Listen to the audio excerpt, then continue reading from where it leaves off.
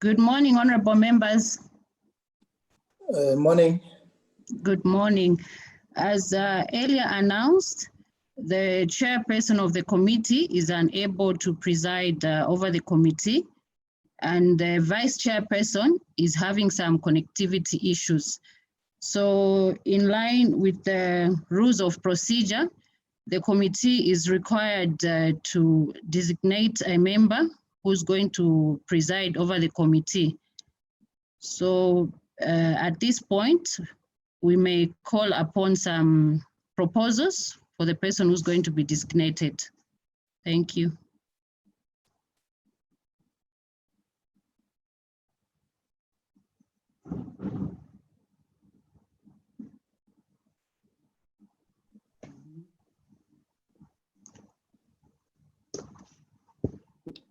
Any proposal, honorable members? I see Honorable Mohad from Zimbabwe. Okay. Any honorable member to? She must submit the name of the person, yes.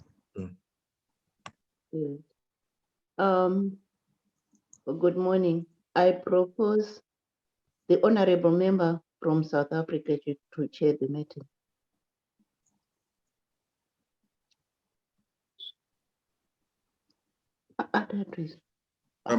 So Sharon, I'm not sure if you heard, there is a proposal for the immediate past chairperson, Honorable Matibe from South Africa, to chair the meeting.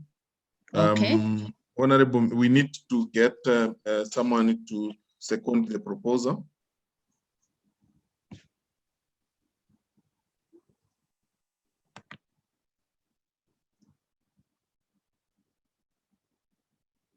Honorable members, anybody to second the proposal?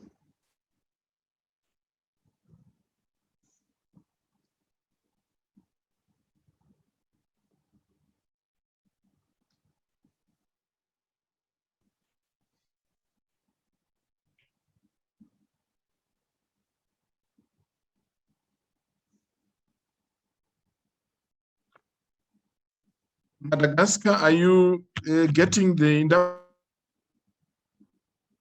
interpretation? You are muted, Madagascar. Please unmute, honorable member, Madagascar. Oui, bonjour à tous.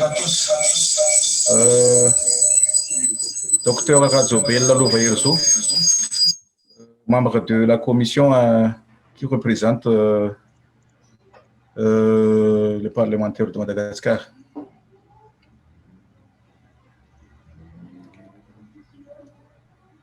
Vous m'entendez? Yes, we can, honorable. There is a proposal on the floor for the immediate past chairperson, Honorable Matibe, South Africa, to chair the meeting in the absence of the chairperson and the vice. Do you second the nomination, Honorable Lover? Oui. Oui, je soutiens cette motion. Thank you very much. We really appreciate Honorable Lover. Over to you, Sharon. Thank you very much. I now call upon the designated chair, Honorable Matibe, to call the meeting to order.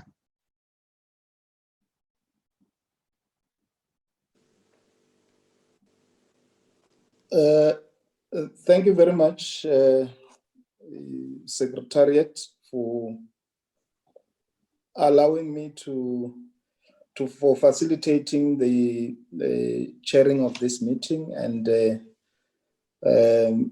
I want to take this opportunity to appreciate the nomination and agree that I will chair the meeting in the absence of the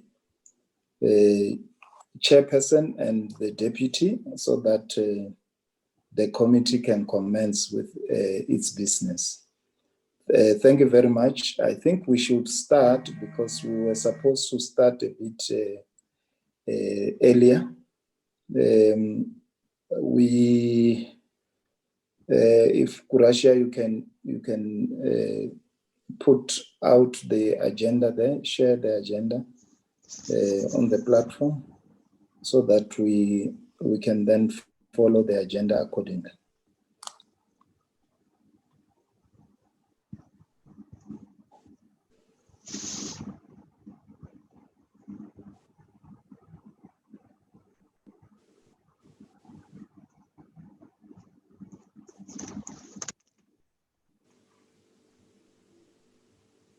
Ronald, can I share, please? Allow me to share my screen.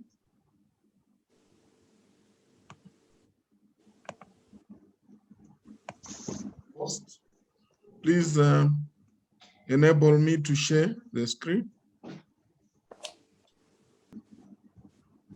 Yes, Chair. I think I'm able to share now, and the document must be on the screen. Yes, thank you very much. I think on the credentials of delegates, we have passed that. And let me ask if there are any apologies from your side that you have received. Yes, Chair. Thank you. We've received apologies from the chairperson, Honorable Tumba from DRC, also from Malawi, Mauritius, and Mozambique. Thank you very much. I put the agenda in front of the committee and would like to request if there are members who are any member who would like to second the adoption of the agenda. To this page, yes, but I just sign and then you do the next letter. Okay, right away. Can we mute our mics? There is the agenda. I don't want to use silence means consent, but just to put it to members for the adoption. Any member to second? We seem to be having a very serious challenge in terms of connectivity. Honorable Tambuzani Muhadi. I second. Thank you very much, Honorable Muhadi. Thank you very much. Let me take this opportunity to welcome the honorable members of the Committee on Food, Agriculture and Natural Resources to this committee on behalf of the chairperson of the committee, whom we have received the apology, and also the deputy chairperson who is having serious connectivity challenges. I also wish to welcome the Secretary General of the SADC PF. I saw she's part of our meeting, and take this opportunity to say to her, we really appreciate the work that she's doing together with the whole management team in terms of making sure that our meetings are held under these difficult conditions of COVID. If you can see, COVID is now exposing one of the key challenges that we are facing as SADC. The issue of connectivity is one area that indeed for us to move during the COVID is making it difficult for us to be able to have our meetings. So it's one area which we should be able to deal with as a SADC region. You are all welcomed, honorable members, to this important committee meeting in which we are looking at the impact of African migratory locusts on agriculture and food security in the Southern African region. And what is it that as Parliament we can do to minimize the impact of African migratory locusts on agriculture? Our region, you will understand, members, is more reliant on agriculture, and any impact that is there on agriculture gives a serious challenge in terms of issues of food security to our region, which is SADC. You are all welcomed, and I would implore to members to participate fully in the discussions and any matter that is before the committee. We are now moving to consideration of the minutes and matters arising from the virtual meeting held on Thursday 9th and Friday 10th July 2020. Secretariat, if you can put the minutes.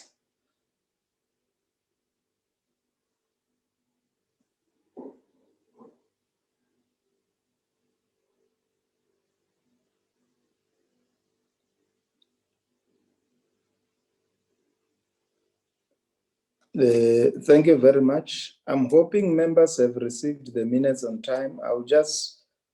We'll just fly it page by page. Just quickly, page 1, we are now on page 2.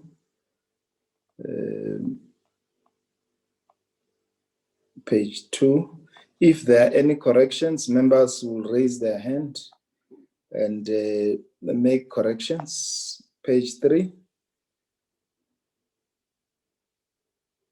Let's move to page 3, Secretariat.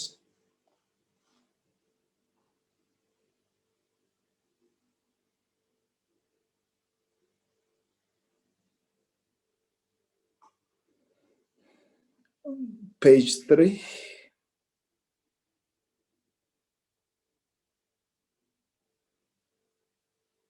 If there are any corrections there on page 3.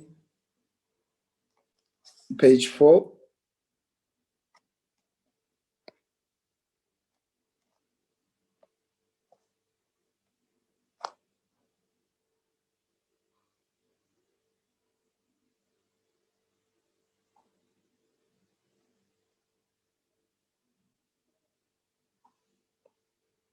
We can now move to page 5.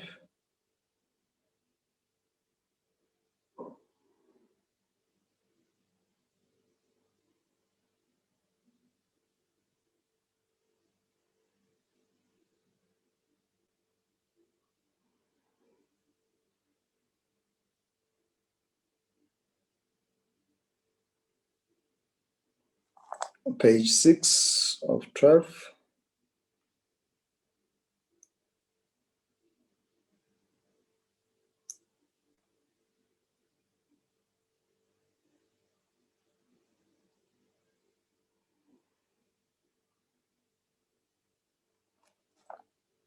Page 7.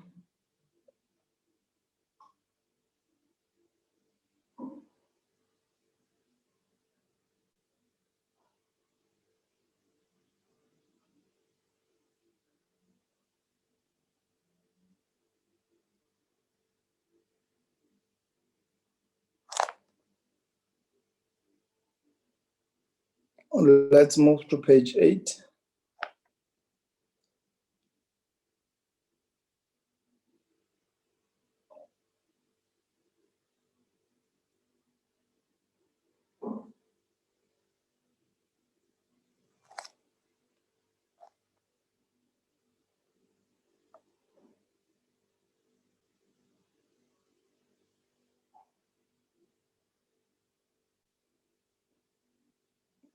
Page 9.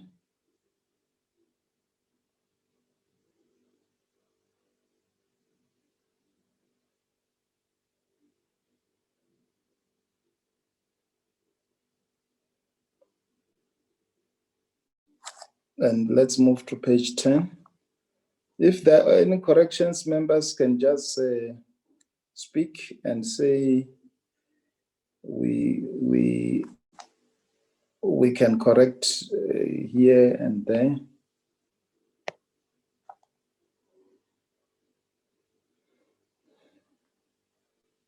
Okay. Can we move to page 11?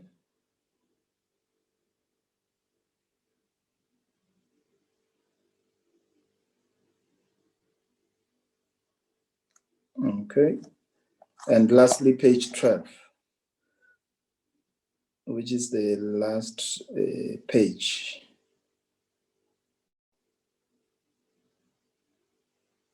Okay. Thank you very much. I now put the minutes or any matter arising from the minutes, if there are any, before we can adopt them.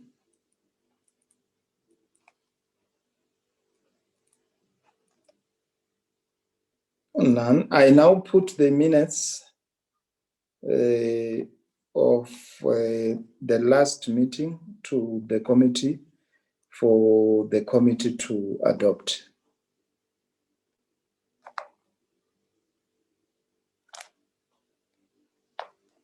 If members wants to speak, if they're unable to use the raise your hand function, you can just unmute and speak. Those are the minutes. Any secondment for adoption?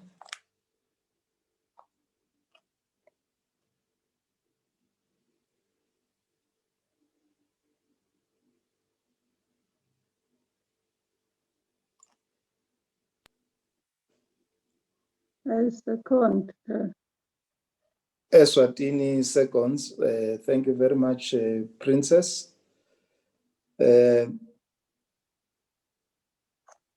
Thank you very much. The minutes is seconded. Can we go back to the agenda? Kurashia and Sharon, can we go back to flighting the agenda then?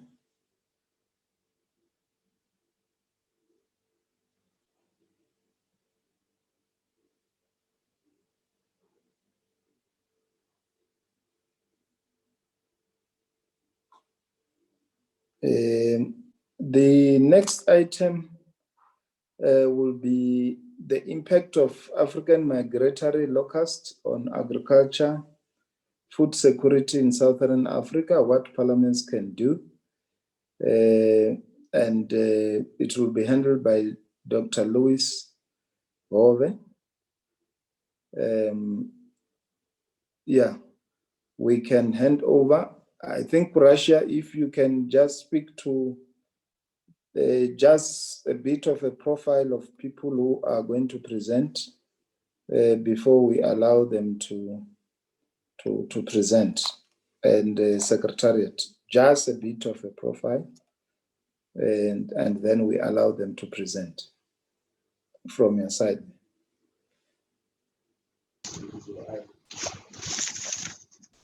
Thank you, Chair. We only have one presenter this morning, who is Dr. Hove.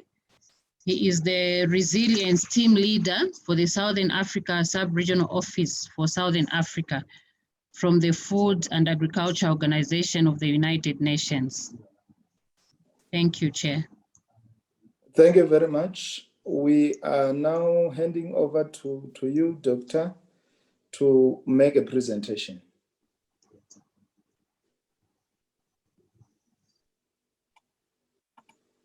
Thank you very much, Chair. Good morning, honorable members. I'm trying to share my screen. But we can't see you, we only see the ceiling there. Just to see the face, to connect the face and the voice.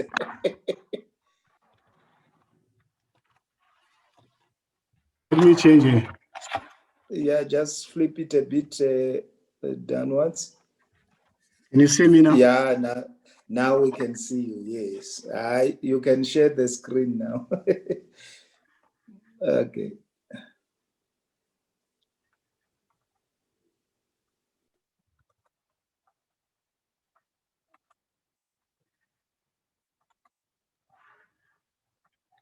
Is it visible? Is it clear? Yes, it's clear. It's just yeah, it's now on the slide mode. Yeah, thank you very much. It's very clear. Thank you very much, Chair. As the program moderator said, I work for the FAO and I'm based in Johannesburg. This is an office responsible for coordinating FAO's resilience work in Southern Africa. We call the Resilience Hub of FAO. I think I would start by saying that the locust is a problem we are facing right now, but it's within a bigger context. There are much more other threats that the region faces to food security. But just to take you back, when we look at our region, Southern Africa, the GDP growth between 2017 was higher, between 2020, so let me just, between 2011 and 2017 was higher than even those advanced economies of the world. But thereafter, the growth has really slowed down. As Chair said earlier on, this region depends, the economies of this region depend largely on agriculture. And an estimated 70% of the people actually take their livelihoods from agriculture in one way or another. The SADC Secretariat commissioned a report which was done in July, and it came out that 44 million people are already food insecure. Not because of COVID. Yes, COVID is very important, what the Chair said earlier on as well, but more to do with the drought that we face in the last 3 years. Most countries faced droughts. The production in most of the countries was below par. The main grain producers of South Africa and Zambia, which are the main grain producers of the region, they didn't even meet their own needs, except this year maybe things are a bit better. But generally, the drought is a big issue in our region. We have floods here and there. Yes, they're important in Malawi, in Mozambique, in Madagascar, and sometimes in Zimbabwe. But drought is our major problem. We just have to look at it. It's the issue of climate change, and things don't seem to be getting any better, because we just have to address comprehensively the impacts of climate change on our economies. What also this climate change has done is brought in a series or a plethora of outbreaks of transborder plant pests and diseases, as well as livestock diseases as well. We've had quite a number in the last, just in the last 3 to 5 years, we've had quite a number of them.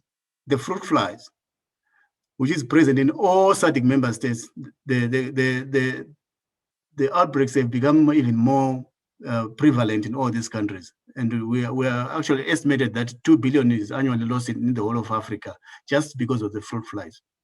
The fall armyworm, which came to Southern Africa in 2017, in just 12 African countries, estimated loss of over 20 million metric tons of maize, which could feed up to 100 million people. So we are losing because of the fall armyworm. In Southern Africa, only Lesotho doesn't have fall armyworm. All the other countries have got a problem with fall armyworm. The tomato leaf miner, which is called Tuta absoluta, is really a terrible tomato disease, and this came recently. It can cause 100% yield loss. And this is a very serious tomato disease. And tomato is a crop for the poor. You see it's being sold by the women And that's where they get their livelihoods from, in the streets, in the markets, in the informal markets, in the formal markets. The women dominate the demand. And when it does that damage, actually disproportionately affecting women more than men. We've also banana fusarium wilt, tropical race number 4, who has come to Southern Africa. Mozambique is there with where it has been causing a lot of economic problems there. Banana bunchy top, another viral disease. Cassava brown streak, it was up in the northern parts of Africa. It's slowly coming down. It's now in Southern Africa, in those countries, Tanzania, Zambia, Zimbabwe, DRC, Mozambique, and Comoros. Wheat blast disease just 2 months ago reached Zambia, and it threatens the whole region. So it's not just about the locusts that we are talking about. The locusts are coming on top of all these others that are coming, silently coming in, and they've not had the same profile as the locusts that we are facing. So it is against this backdrop that vulnerability to climate change and transboundary pests and diseases in the region is facing a massive outbreak of the African migratory locust. This locust normally breeds in Botswana and Angola, but it is spread to all the countries now, and it's threatening the crop production as well as livestock grazing. So we know that this season is projected to be one of the best in terms of rainfall amount. It's projected that it will be normal to above normal for most parts of the region. So we need to make sure that the farmers capitalize on that and take advantage of that rainfall to recover from the series of droughts that they've faced in the past.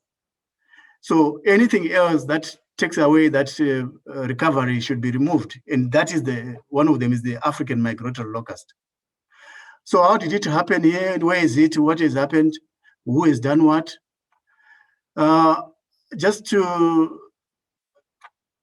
show you, honorable members, that this locust was first reported in Botswana in March.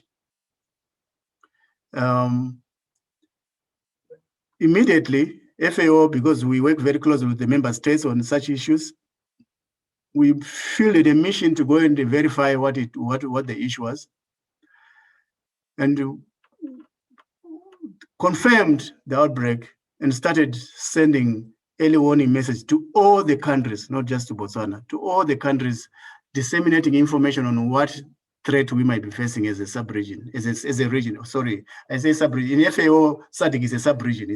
The region is Africa. So sometimes but it's a region for this meeting. It's a region. So we started sharing with all the stakeholders that there could be a problem with this pest. The difference is that this pest survives the winter. It was still active in winter. It was still active in during the dry season when there's very little material for it to graze, to feed on. And that is a problem that we are seeing for the first time. That is, it's really not behaving the way it normally behaves. And maybe the temperatures are warmer, they can survive, and they can survive on many other species that are not the usual species they graze on. So it eats the maize, it eats the sorghum, it eats all the cereal plants. It also is the grazing, as I said, the pastures for livestock. So from Botswana, Namibia joined in March as well, just the Zambezi province of Namibia. But in October, 4 other provinces also got the outbreak of this pest. Zambia, it has been and still in April. It's in southern and western provinces of Zambia. Zimbabwe is an outbreak in June in the Chirezi and Mwenezi districts that is the southeast parts of the country. And again, but it quickly disappeared. But it was seen for a couple of days. The swarms were seen for a couple of days, and they completely disappeared. There was a bit of spraying, but they ran away. October again, they came again with the border at the Kazungula and border of Botswana. They were there for some hours and crossed back to Botswana. In Angola, October, they arrived, they were reported in the Ruvungo Kwando Kwabangu province. This is a province that is already facing serious food insecurity issues because of the drought, and then this place is coming on top of that. So this, the one thing about this locust is as they fly together, they are very smart, they are very intelligent. Individually, they might be foolish and not intelligent, but as a swarm, they are very intelligent. They coordinate very well. That's why it's important that we work as a region, not an individual country control it. They can run away from this country and go to the next. We end up having a blame game that is not being controlled. There is not being. We need to just do it as a whole Southern Africa region. All the countries have to be participating, and the control has to be coordinated. Without that, we are not going to put this under control. That's where your role as parliamentarians, I think, to emphasize this message of coordinated regional approach to this control is critical. One country will not solve the problem. You just not addressing. That is just a map showing you where it is right now in Angola, Zambia, Botswana, and Namibia. There's a complexity that is coming on board now. We have the brown locust that is also appearing on the map. In South Africa, it's in Eastern Province, in two municipalities, it has been reported. It has not yet caused serious damage, but we are monitoring, we are in consultation with the South African authorities, the Agricultural Research Council and the Department of Agriculture, to understand what is going on there so that we make sure that it's really controlled and it doesn't get out of South Africa and go to other countries. But so what has happened is, as FAO, we're working with the SADC Secretariat, and we've developed a response plan together for the whole region, what we can call the Regional Locust Response Plan. SADC, and as well as ICOSA, that is the International Red Locust Control Organization for Central and Southern Africa. This is headquartered in Zambia, but it doesn't cover all the countries of Southern Africa. There are some countries that are not members of this. So this organization will not assist countries that are not members. But what is important, what we are saying is, if we don't control this space right now, keep it where it is, and kill the swarms, kill the hoppers. These are the young pests, the young phase of the insect. If we don't kill them, we are likely to have 2.3 million people affected and their food insecurity compromised. They are already facing food insecurity because of the drought. And this is coming on top. And this will not make them recover from the drought that they've been facing. So we really need to make sure that this is controlled. Governments have not sat down and looked at it and not done anything. They've tried their best to try and control with chemical spraying. It's not effective because there's lack of coordination. As I said, they cross between what is normally called the Bonaza Triangle, Botswana, Namibia, Zambia. They cross from one country to another when they're sprayed here without spraying the other side, they cross to that side. The surveillance has not been very good. It's been very inadequate. You need proper surveillance to check where it is, where are the young ones, where are those that are about to fly, and make sure that they are controlled where they are. So the countries face problems of resources because of the COVID that Chair said. The COVID, I think the health response to the COVID has really eaten into the fiscus of most of the countries, and they are not able to control this, to provide enough resources for the control. So we are working with them to try and mobilize as much resources as we can. We've reached out to a number of donors to make sure that if they can come on board. Right now, we are under discussion with 3-4 sources of funding to a total amount of about $5 million to complement what FAO has already put. FAO has already put $500,000 into the response to make sure that those critical early actions are undertaken. Those critical elections that can prevent the further spread of this pest are undertaken. So the member states have received funding to make sure that they can go to the ground, they do what is needed to be done so that we control this pest and it doesn't really get out of control. This is what it can do if you don't. This is a crop in Zambia, a winter crop in Zambia, which was visited by the locust. And this is what you get when they've gone past. It's a serious pest, and it consumes quite a lot in a very short space of time. So the question is, what is it that you as parliamentarians can do? We know your role usually is to make the executive accountable and make sure the resources of the states are properly used. And we call upon you in your capacities to make sure that you increase awareness and advocates for resources for this response. It's necessary that the governments themselves allocate some resources. Otherwise, the promising season that we are facing, which is likely to be very good in terms of total rainfall, we will not benefit from that as Southern Africa. We will not benefit. Let's get the governments to put as much as they can, while we are also looking for resources from other partners who can support the governments. But the governments themselves have to take action. They have to make sure that there are people on the ground who are working on controlling this pest. If it spreads out of where it is, we have a serious problem. I said it earlier on, this pest it doesn't carry passport. It doesn't need passport to cross one border or to the next country, from one country to another. So it's transborder pest. Working with addressing in one country, it doesn't help. We need a very well coordinated, and you can emphasize that message to those who are in charge of these issues in the countries that you work in your countries, to make sure that we have to have a coordinated approach. The Secretariat of SADC is trying its best to make sure that everyone is coordinated. Whoever is, the chemicals that are used in all the different countries are all coordinated, which is not just about controlling at the same time. We have to use the right chemicals, otherwise we don't do the right things in the different. This is what is urgently needed for you to do, to advocate for more resources, advocate for action, advocate, make sure that the governments are clear that there's a problem. It's a problem that needs to be nipped in the bud. It has not eaten any maize that is coming in the coming season. We are saying let's stop it before it gets to the maize that is coming, and maize and other crops as well. Of course, our maize is our main staple in the region. So let's take preemptive action, not to wait and react when it's got. That is our core. That is a very important thing that you need to emphasize.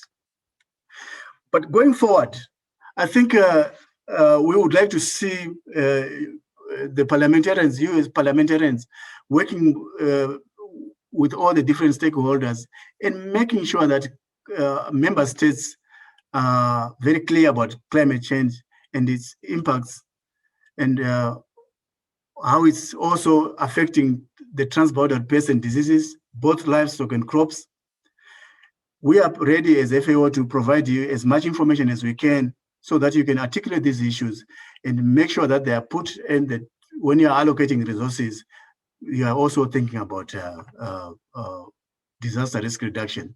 Not the tendency for Southern Africa and most government is to react to when the things have happened. But that's not the way to go. I think you need to emphasize preventive action is more important. We need to prevent before it happens, not to just react. So what we are saying is the SADC has to strengthen its pest and disease monitoring and operational mechanism to ensure sustainable control of the African migratory locust and other similar threats, which I have listed earlier on. There are quite a number of them. This is critical given the expected increase in outbreaks of pests and diseases in the region due to climate change. So let's have mechanisms in place that are very clear on how we are going to control this.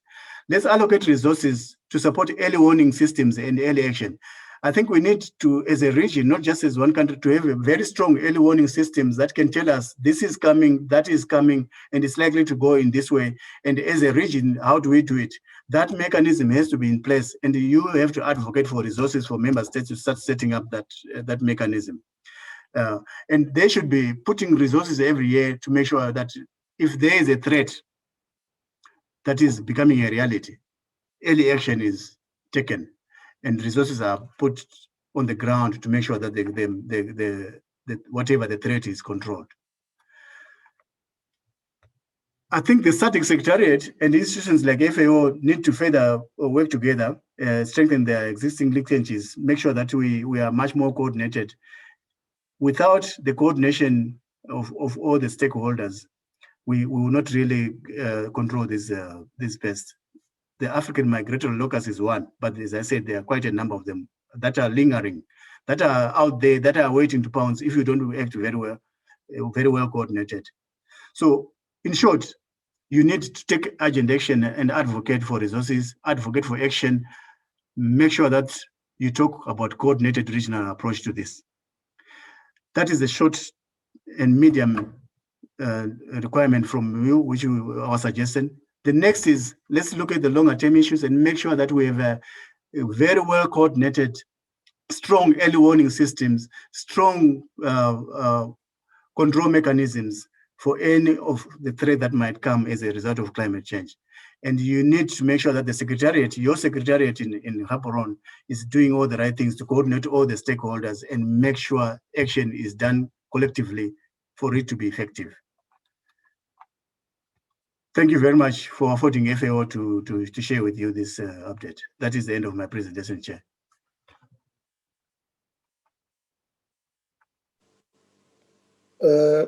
Thank you very much, Dr. Ove.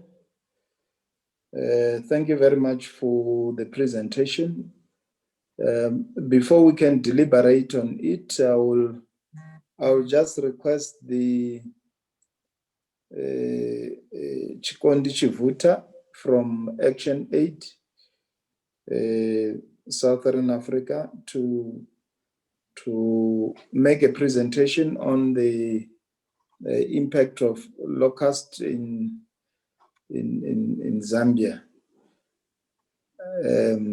as well as other southern parts, so that I can then allow members to engage after the input from Action Aid. Thank you, Chair, and thank you, honorable members, for awarding us this opportunity. As introduced, I'm Chikondi Chavuta, and I'm working with the Southern Africa countries on humanitarian preparedness and response in Action Aid.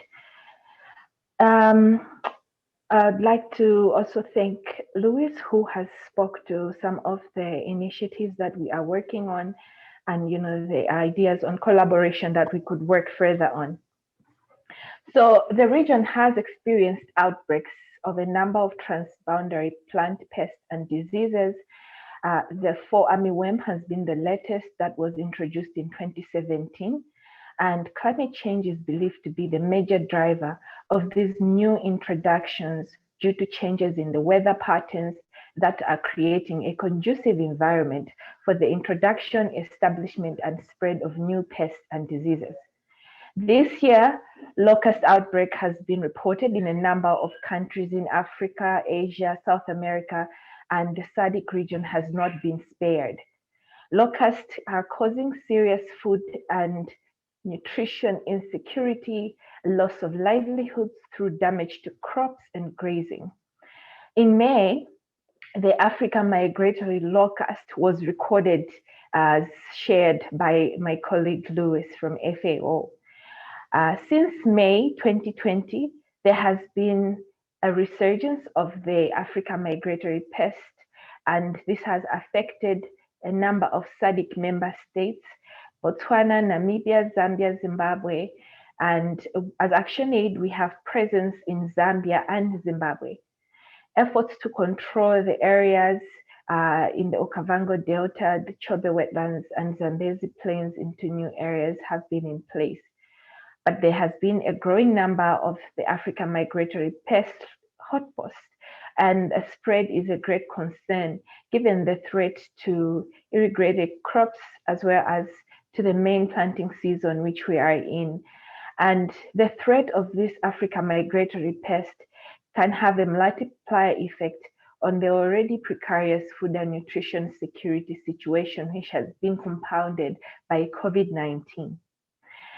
The locust outbreak has been, is exacerbating the serious economic challenges that member states are already facing, including the resource constraints that have been posed by COVID-19 response mechanisms. Currently, we are registering about 44.8 million people that are food insecure, and the number is aimed to go up because of the lean season.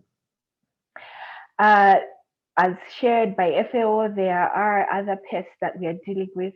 Apart from the 4-armyworm, we have the tomato leaf spider, the banana banshee top virus, maize lethal necrosis disease, just to mention a few. And as ActionAid, we have been responding to the locust infestation in the East Africa region, which is also posing a threat in that part of the world to the already food insecure situation that side.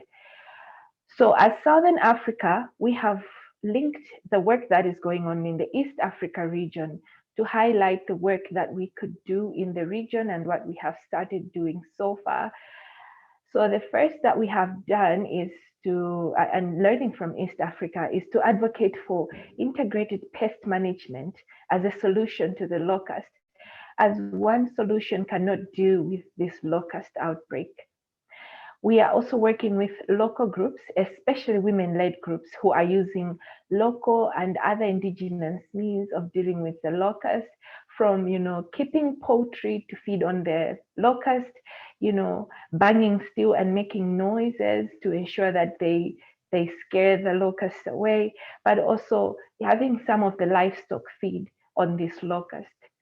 Of course, there has also been reported incidents of eating the locust in some parts of Zambia and Zimbabwe, but this is not being encouraged because of the health concerns that eating these locusts poses. We would also want to reiterate what has been shared by FAO, that we would want to have the, in East Africa, they have the Regional Desert Alliance Network, where ActionAid is part of that, and trying to work on transboundary issues and control of this locust infestation. So as members of parliament, honorable members here, what we would want to be done carried forward is to promote the use of integrated pest management methods and biopesticides through agricultural policies, and also through the farm input subsidy programs that are present in countries. And we would also want members of parliament to support with the national industry for the production and registration of biopesticides. We would also want to ensure that an environmental impact report is carried out after the use of chemical pesticides in pest control, because we are aware of the environmental damage that using chemicals does bring, and some of the serious impacts we've seen with the use of that.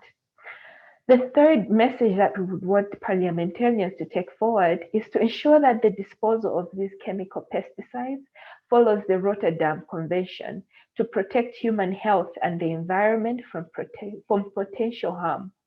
And lastly, but not limited, would like to strengthen farmer-led and government programs that enhance in situ local seed diversity through community seed banks and seed networks, and enhance community rights over innovations in seed, plants, and diversity. As I close up, I would just want to emphasize what has been shared by FAO, that we would want governments to really be coordinated in this fight to prevent further spread of the locust in Southern Africa, because we already have other issues that we're dealing with as a region, and we are aware that countries have limited budgets to respond. Thank you very much, Chair, and thank you, honorable members, for according us this opportunity. Thank you.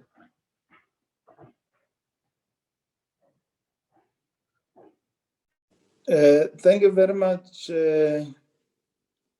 Chikondi Chavuta, for the inputs. Can we get inputs from honorable members? I see the hand of the princess. Did I see it correctly?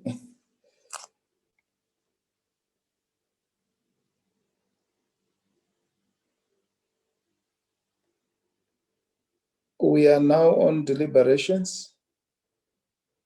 You can just unmute the mic and speak.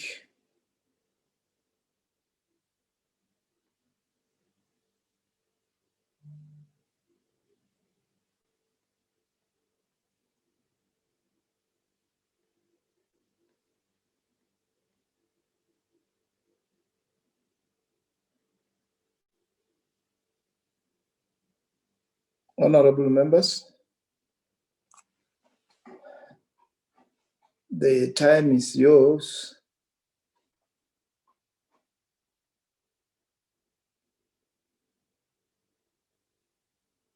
I also see the end of Madagascar, whether it was there for a long time or it has been removed. Okay.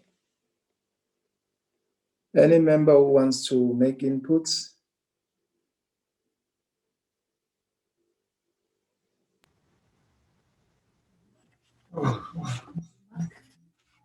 Merci, Monsieur le Président, pour la parole.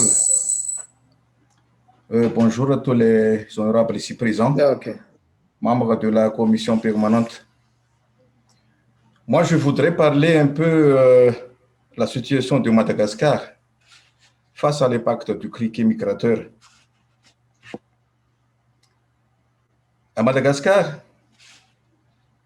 l'ère grégarigène, c'est-à-dire celle où s'opère le passage de la phase solitaire à la phase grégaire et où se forment les premiers essaims, est située dans la partie la plus aride de l'île, au sud-ouest.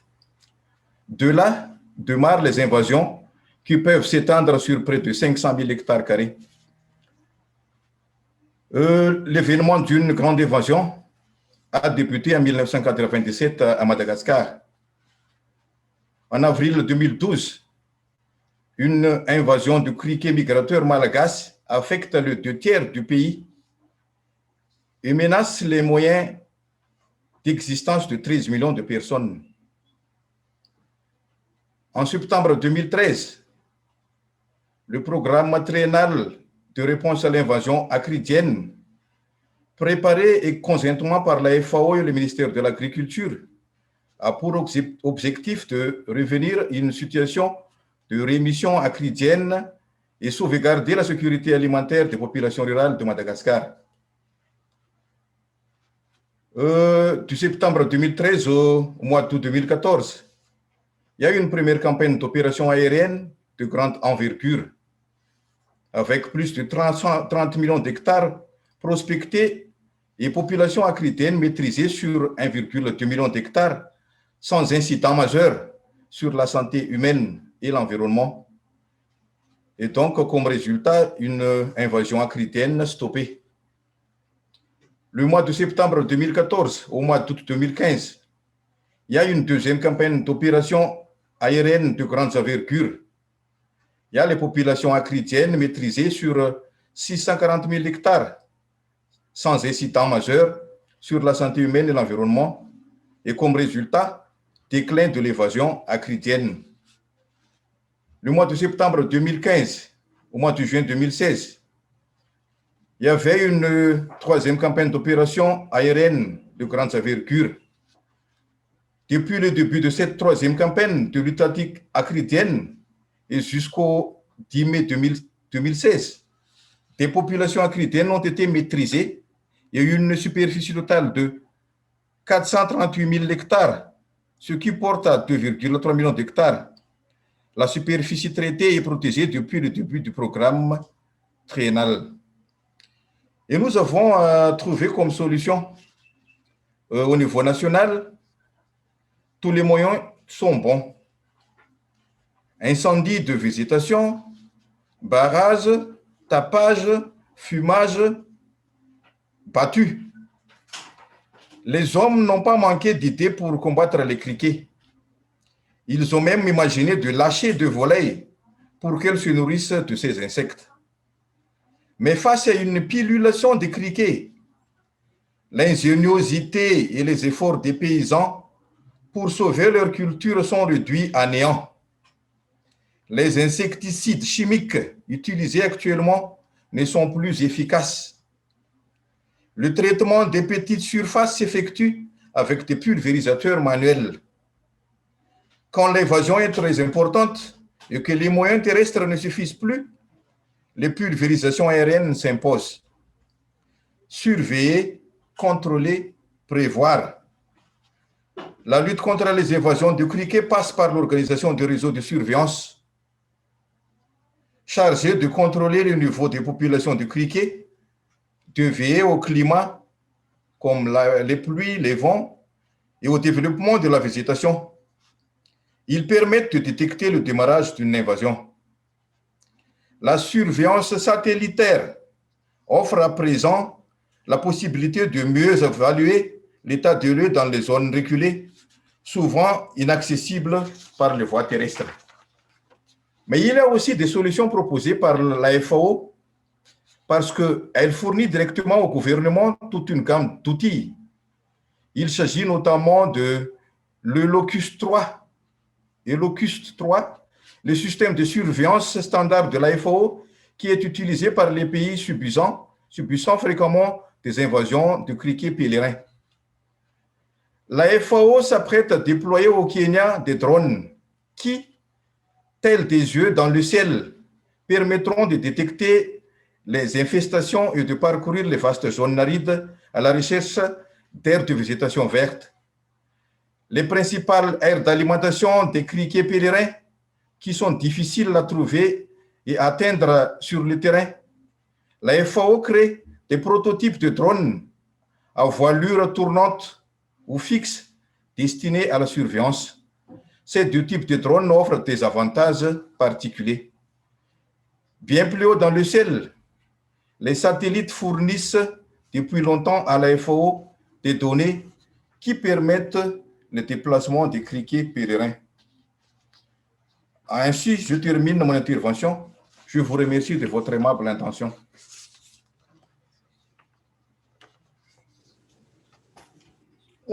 Thank you very much, Madagascar, for the input and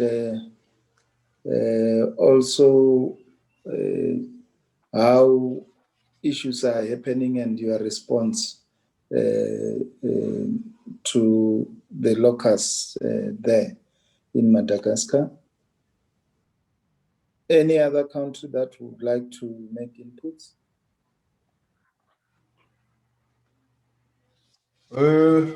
Pour le moment, le gouvernement essaie de relayer les efforts de la FAO. Et pour l'année à venir, c'est-à-dire pour l'année 2021, il y a d'autres stratégies que le gouvernement va amener pour éradiquer les criquets migrateurs ici à Madagascar. Merci.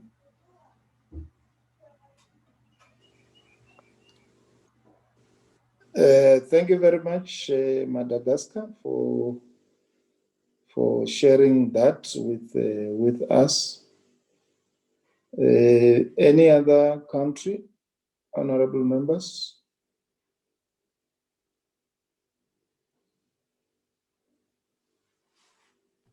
Chair, there is a hand from Honorable Tambuzani Mohadi, Zimbabwe. Honorable Tambuzani Mohadi.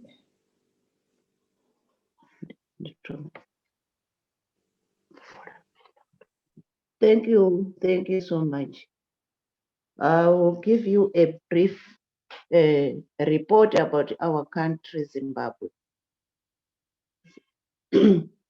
Zimbabwe, together with her neighbors, Botswana, Namibia, and Zambia, only experienced the African migratory locust in May 2020, and more recently on the 12th of October 2010, an alert was raised. Prior to this, the outbreaks had been visualized in 8 SADC states that include Botswana, Eswatini, Malawi, Mozambique, Namibia, South Africa, Tanzania, and Zambia. The African migratory locust pose an imminent threat to grasses, which include most irrigated crops, especially like maize, wheat, sugarcane, and pastures as well. And the main planting season, which has a multiplier effect on the already peripheral food and nutrition security situation in the SADC. And Zimbabwe in particular, which is already been hard hit by floods, drought, and the economic impact of COVID-19, as you all know. It must be appreciated the climate change, which has caused extreme changes in the weather pattern, is mainly to blame for creating a conducive environment for the introduction, establishment, and the spread of new pests and diseases in the region, and as in particular, its sugarcane estates and conservancies. It must be noted that outbreaks of the African migratory locust were reported in the areas of Mwenezi in Zimbabwe, having damaged 30% of a 3.5-month-old 70-hectare maize crop. Fortunately, this crop managed to recover from the damage. 8 hectares of sugar beans, 40 hectares of maize at various stages of development, and 40 hectares of cotton in Chovan area scheme were affected, prompted by the government to come up with the following interventions: making use of funding from development partners through the Zimbabwe Resilience Building Fund. The Plant Protection Department conducted 163 training of trainers, with participants drawn from various stakeholders. To date, over 23,000 farmers have been trained adequately on locust bioidentification surveillance, monitoring and management of any invasions and their breeding grounds. Chirezi, Mwenezi, Mudzi, and Mutoku stakeholders have received the training and the exercise is ongoing. The Plant Protection Department certified the African migratory locust as nutritious and audible, and the community responded by harvested them for consumption, rendering the biological control very effective. Zimbabwe is a member of the International Red Cross Control Organization for Central and Southern Africa, and gets a lot of technical and financial support from the organization. Chair, I think these are the few remarks which I thought I should also add pertaining Zimbabwe. And you find that these locusts, as of now, are affecting areas that are in the hot regions, especially in the low field. So we are very much alert on these locusts, but all the same, we need to put our heads together and also wait for any arisings if they ever come again. The interesting part is that our communities also, after the training, were very alert, and as you know that relish is a problem, they had to make use of these locusts by killing them and eating them and using them as relish. I thank you, Chair.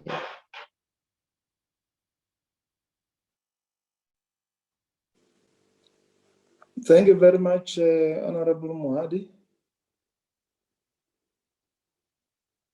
Do we have any other hand from any other country?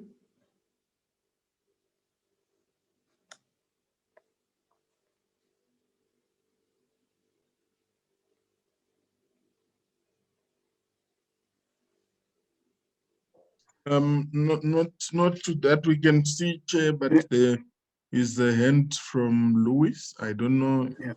Any members may still want to say something. Yeah, Luis can make a comment. It's fine. Thank you very much, Chair. I just want to thank the two countries that have shared their experiences, Madagascar and Zimbabwe. And I think this experience sharing is important for other members states to also see how they can address the problem. But I just want to emphasize the point made by ActionAid about making sure that whatever we do, this is at the core of FAO's work when we come to these issues. The health of the people is critical, both in terms of the pesticides that are used to control. We make sure that the first choice is biopesticides. But we only have one that is available commercially at the moment, and it's produced not in Southern Africa. And COVID did not make it easy for us to import it, because we assist the countries to import it ourselves, not the countries. So we make sure the first choice is biopesticides.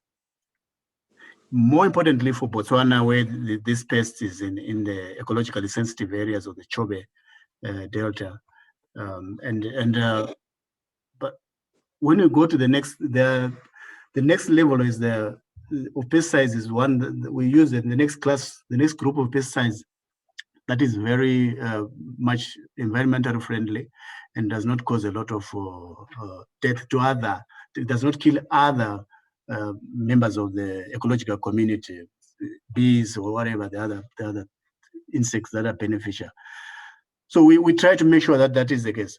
But what is critical right now, the risk communication in the countries has to be very clear. When you have controlled the pests with pesticides, whether it's a biopesticide or not, they should not be eaten.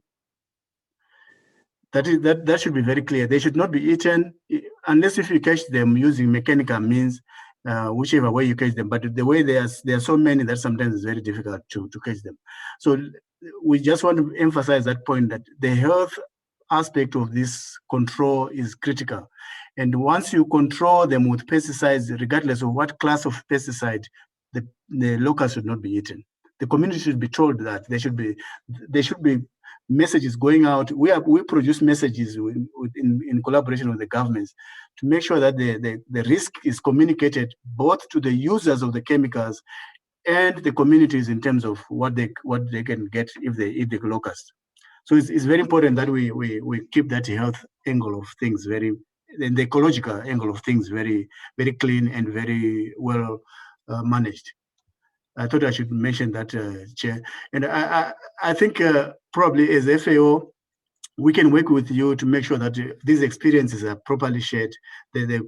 Going forward, like I said, locust has triggered. This has triggered your interest in this, but there are many issues that need your attention, and we need to engage further as we go ahead, as we go forward, to see how we can work together to make sure you keep these issues lively in the different parliaments in the region. It's important that we take control of our own situation in Southern Africa. Thank you, Chair. Thank you very much.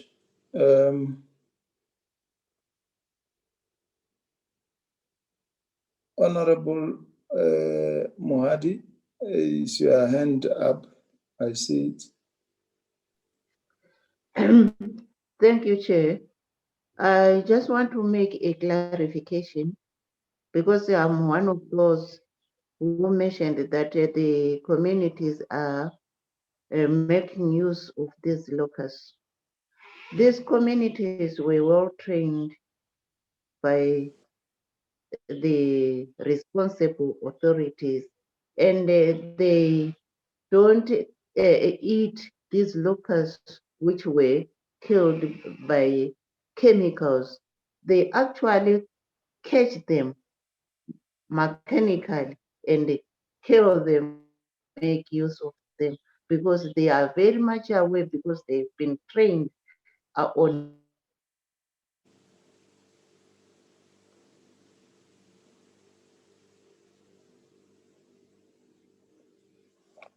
We seem to have lost you, Honorable Moadi.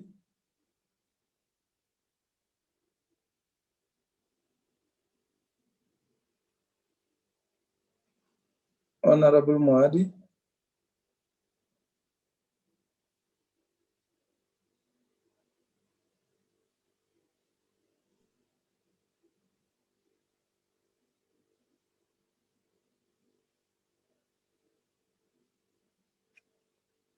I don't know whether it's from my side. I can't hear Honorable Moadi anymore.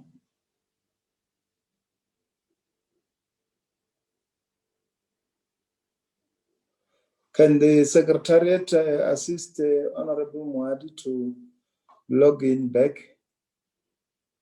Yes, Chair, we are reaching out to her. Yeah, please.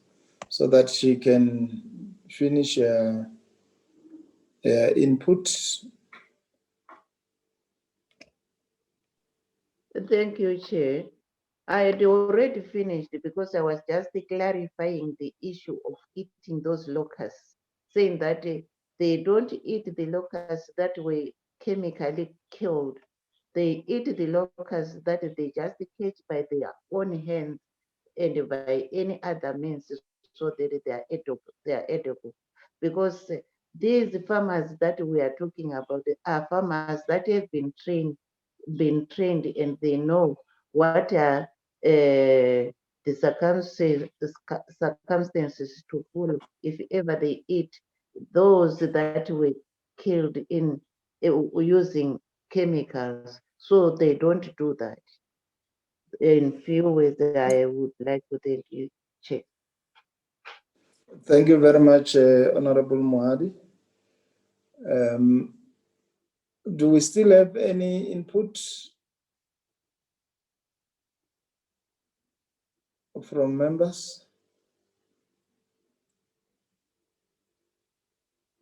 Eswatini Okay. has a hand up, Chair.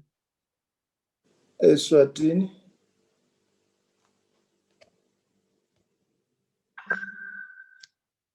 Princess Eswatini.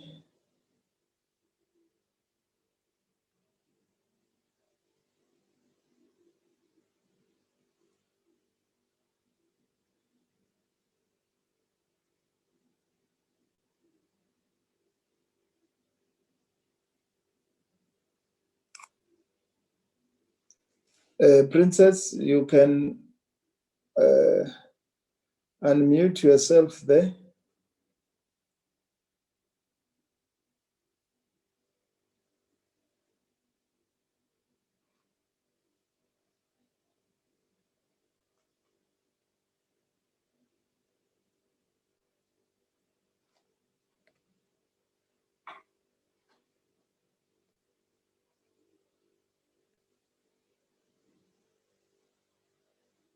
Can the Secretariat assist Honorable Princess Pumelele? Sure, Chair, we're trying to reach her. Okay. Thank you, Chair. Can you hear me now? Yeah, we can hear you. I'm sorry, I had a problem with my graphics this side.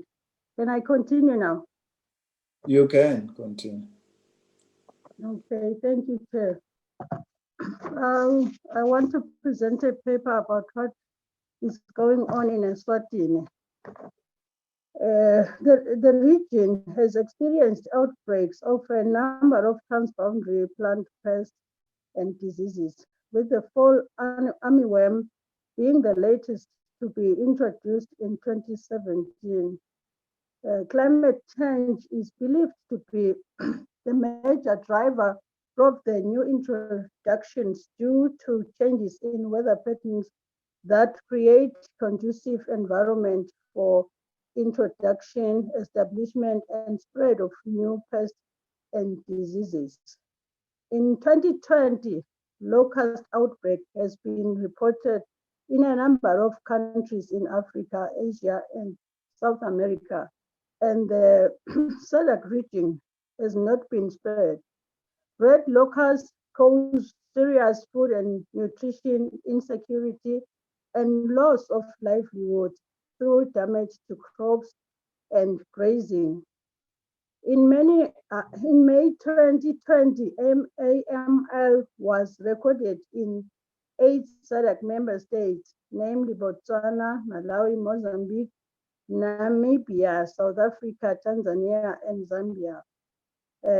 Case of Eswatini. The Kingdom of Eswatini is concerned about the reported cases of red locust outbreak in neighboring countries such as Tanzania, Malawi, Zambia, and Mozambique. This is mainly because, if not controlled, this may lead to large-scale breeding and increase in populations across the region. There have been no reports citing within the Kingdom of Eswatini since the start of the rainy seasons.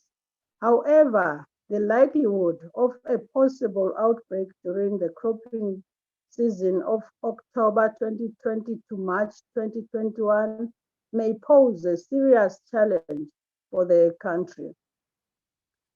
My country experienced this disastrous impact 4 years back, and the hotspot was in the Lubombo region, Ngomane area, which is dry and hot.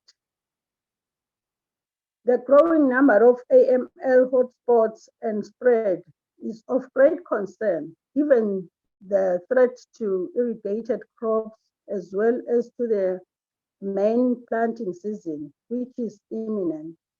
The threat from the AML can have a multiplier effect on the already precarious food and nutrition security situation. The country is therefore on high alert to ensure routine surveillance at farming communities across all ecological regions, which are 4 in total. This is being done through the Extension Service of the Ministry of Agriculture, Malkens Research Center, and Farmers Association. The National Disaster Management Agency has also been made aware of the possible disaster which may impact the country's food security. There may be a need for the establishment of a national locust surveillance and control task force to be established in the country, coordinated by the NDMA, that is the National Disaster Management Agency. The AML outbreak exacerbates the serious economic challenges member states are already facing, including resource constraints posed by COVID-19 response mechanisms. FAO Eswatini chapter has launched a response program this year, September 2020, to aid any form of intervention in case the country is hit hard.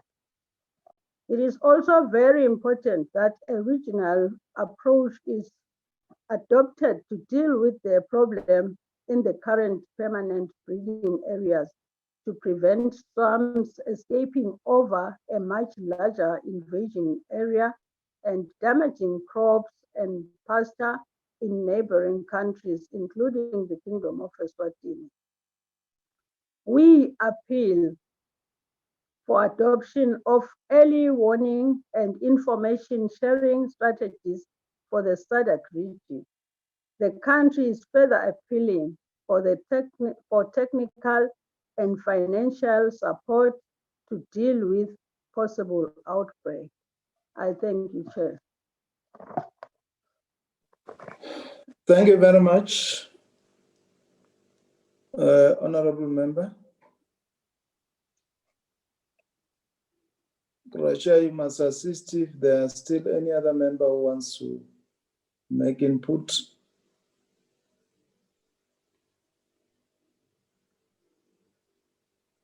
If there are none, From the Secretariat side, you can work on the recommendations.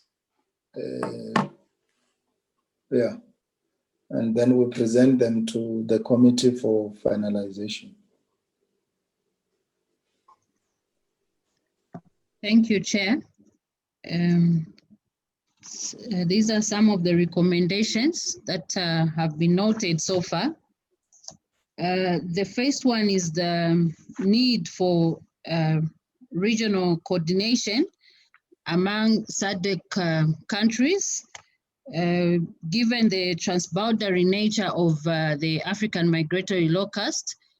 It is important that countries coordinate because efforts in one country may not be enough. So the countries need to coordinate so that they are working together to control these locusts. And then there's also the need to pay attention to other pests other than the African migratory locust. They need to be, for SADC member countries to be proactive, to also begin to look at other pests that were, such as the 4 armyworm and the tuta absoluta, so that member countries are not caught unawares or they begin to react when these pests attack. The third one, Chair, is the need to enhance surveillance to track the locusts. This is important because when there is early surveillance, then it means that it will be easier to control the locusts. There's also the need to increase, or rather for member countries or parliaments to lobby for more resources, given that the intervention to control the locusts requires quite huge resources. So there's need for member parliaments to lobby for more resources so that the locusts can be controlled.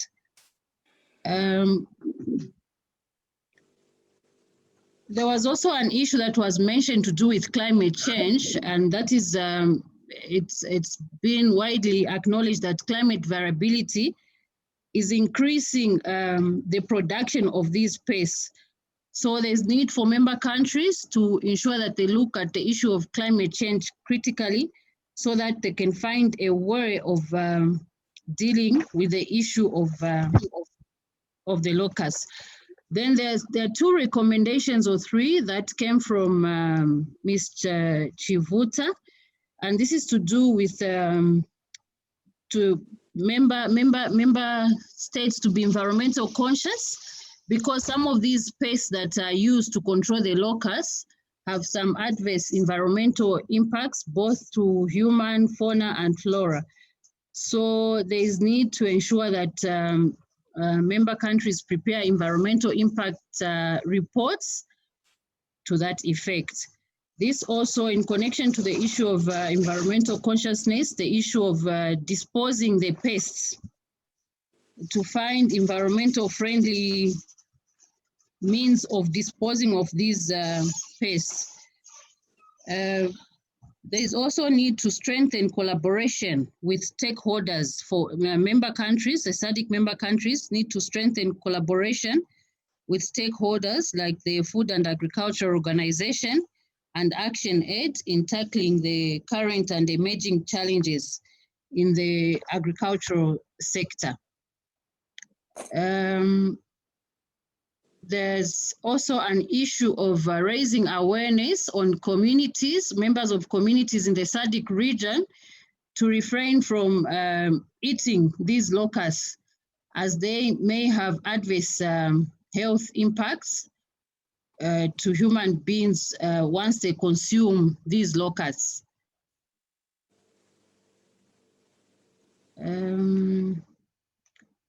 The other recommendation, the need to promote the use of integrated pest management systems.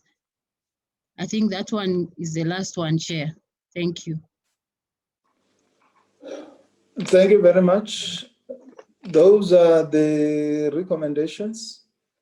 Do we have inputs on the recommendation? Any further inputs? I think also you need to include the issue of the environmental damage control after the use of pesticides, just to protect human health in terms of the recommendation by Action 8. I think it's one area that you polish it and put it in a manner, in a best manner, but I think it's one area that we should also include. And also the regional locust response plan from the recommendation by Lois. Thank you very much. Any other inputs from members before I do the closing remarks?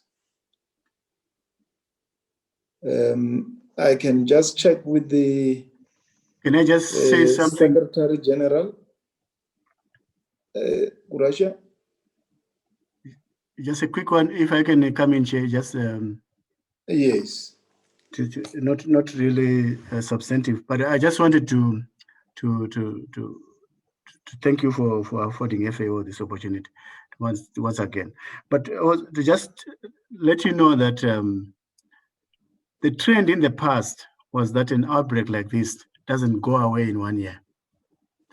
It's likely to be with us next year. I'm not saying that is going to happen, but in the past, it has stayed with us for 3-4 years. So we need to think about that. You heard Madagascar speaking about their experience. I think it's important that we really put in place mechanisms to control it.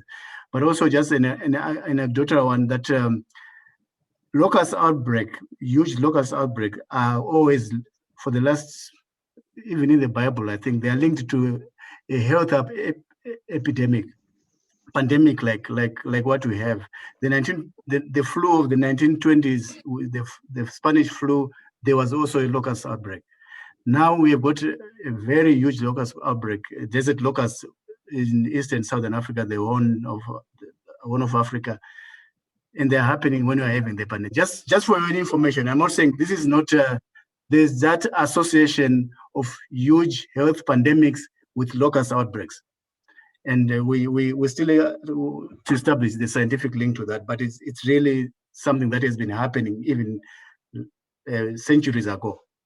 Thank you, Chair, and thank you very much for affording the FAO the opportunity.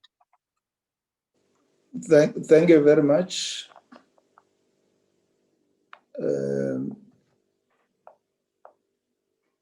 Gurasha? Sorry, Honorable Chair, before Kurasha comes in, we would also like to thank the opportunity to share. And we are really looking forward to see how these recommendations could be implemented and the support that we can provide to see this through as we are preventing further damage to our already fragile food security situation. Thank you for this opportunity, Chair and honorable members. Thank you. Thank you very much.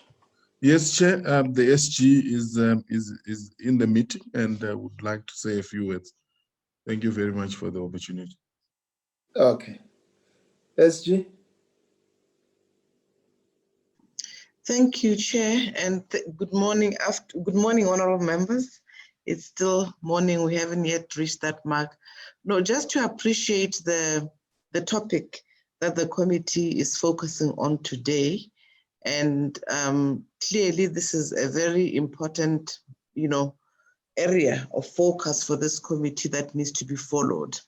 I think as we follow through, we may want to look at in the future how we link certain trajectories like the economy to this particular issue in terms of how it's affecting us, and maybe have debates on climate policy that we can be able to link to the mandate of this committee. At the beginning, the chairperson pointed out very clearly that, COVID-19 has sufficiently managed to put a lot of countries in disarray. There's a whole issue around vaccine And I think the committee may wish to focus on it as we move along. Natural remedies, I mean, that is the focus of this committee. When the borders open up, especially in December, which appears to be what most of our countries are doing in the region, we're having discussions around vaccines. We're having discussions around whether this vaccine will be for everybody or not. There are other parallel discussions around remedies from our own natural resources. And just to end, this whole issue around public health and climate related epidemics is quite crucial that FAO was just linking. And I think we must be able to have or plan a few sessions where we can speak about climate policy related issues that the committee can take on board, especially as it relates to social and economic aspects that life is expected to resume beyond COVID-19. Thank you, Chairperson, and I'd like to appreciate this informative session. Thank you very much, SG, and thanks for the inputs. Like I said when we were starting,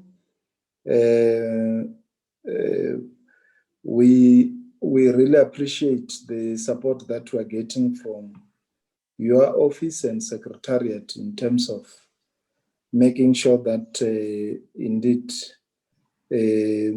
our committee are made to be very functional and informative as they are.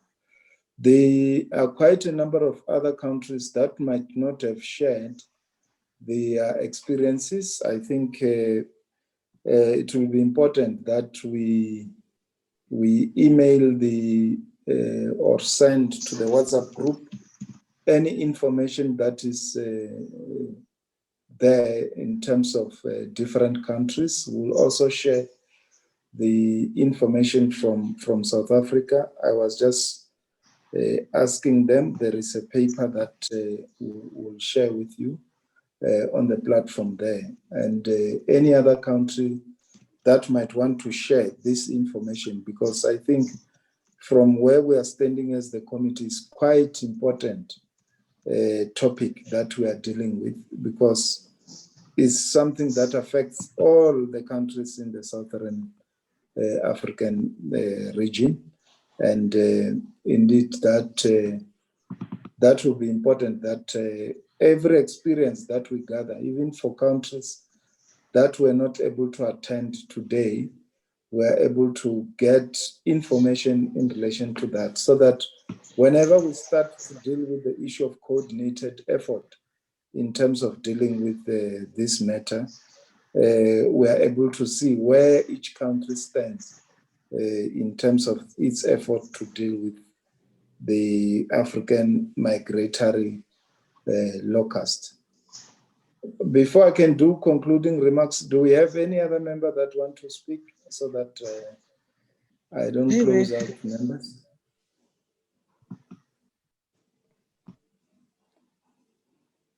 Okay, I think we are fine. Let me deal with the closing remarks and start by thanking honorable members for their active participation, and which shows that this issue of African migratory locust is an emotive issue and affects the livelihood of all of us in the southern region. Like I said when I started, our region is highly dependent on agriculture, and for that reason, anything that affects agricultural production affects the food security in our region. We also want to thank the Secretary General of SADC Parliamentary Forum and for your assistance in the convening of this meeting, and for the issue around the topic that we were engaged on. May I also take this opportunity to extend my gratitude to the resource persons for giving us this valuable information, FAO for the input, as well as Action Aid for their input. We are always with them. Action Aid has been a friend to this committee and be able to assist us in any regard on any issue that we want to deliberate on. This engagement has been very insightful, honorable members, and the information that have been shared will definitely help members in their respective countries to contribute effectively to the control of African migratory locust.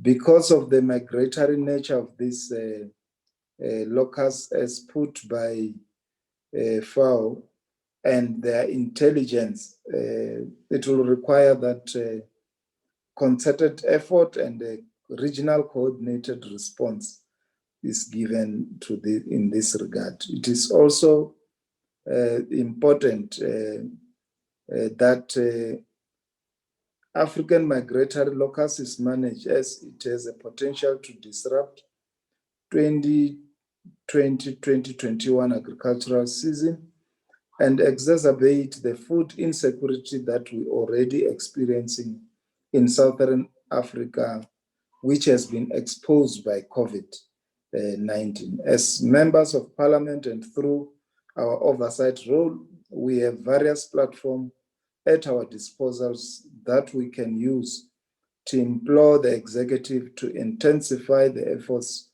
to control the outbreak of African migratory locusts. Honorable members can do this through asking questions, motions, through relevant parliamentary committees that they participate. The onus, therefore, is on honorable members to ensure that we utilize this information that we have received today and lobby our respective governments to strengthen the capacity, provide adequate funds to institutions mandated to deal with African migratory locusts. No doubt, financial resources are needed to procure pesticides, carry out various control activities, such as mapping and surveillance. And lastly, I urge honorable members to inform their constituencies about African migratory locusts and control measures that are being employed to deal with the African migratory locust. Let's all of us move out, give support to our constituencies as well as our parliaments, and ensure that parliaments indeed implement the recommendations that has been put forward by this committee. If that happens, then we are sure that food security in SADC and Southern African region will indeed be secured, and the future of our children and the generation to come will be secured. Thank you very much, honorable members. Those were the closing remarks, and thank you very much for your participation. We know that virtual meetings can be very, very difficult to handle, but we are happy that the meeting went very well. Thank you very much. The meeting is adjourned. Thank you very much.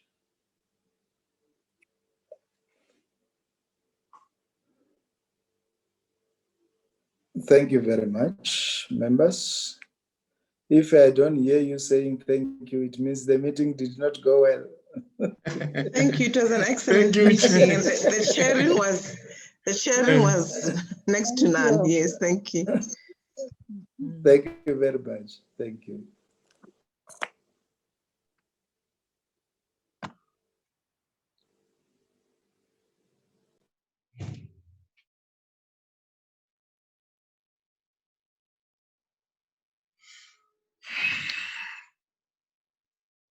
Hosts, kindly terminate.